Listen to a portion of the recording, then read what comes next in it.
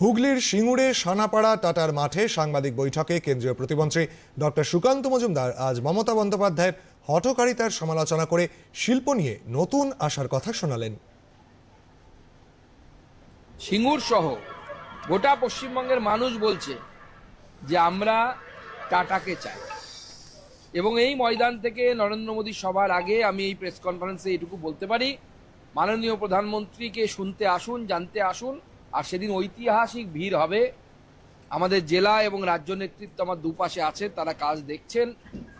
এবং এই যে তিনটে সেট করা হয়েছে, ওপারে রাস্তা, আমার বিশ্বাস বা আমার যে এক্সপেকটেশন বা অ্যাজামশন বলতে পারেন, এগুলো সব ছাপিয়ে রাস্তা অবধি এবং রাস্তার ওপারের জমি অবধি ভিড় পৌঁছে যাবে সেদিন নরেন্দ্র মোদীর কথা শুনতে, নরেন্দ্র মোদীকে দেখতে।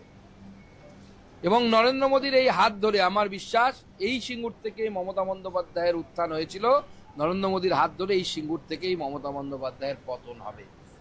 আর বিজেপির একজন দায়িত্বপ্রাপ্ত রাজ্য নেতা হিসেবে আমি বলছি, নরেন্দ্র মোদীর সরকার যখন গঠন হবে সেই সময় বিজেপির তরফ থেকে আমি চেয়ে এই দায়িত্ব নিচ্ছি, টাটার সাথে কথা বলার দায়িত্ব নিচ্ছি। টাটা আবার সিঙ্গুরে ফেরত আসবে, সে ফেরত আনার কাজ আমরা করব ভারতীয় জনতা পার্টি।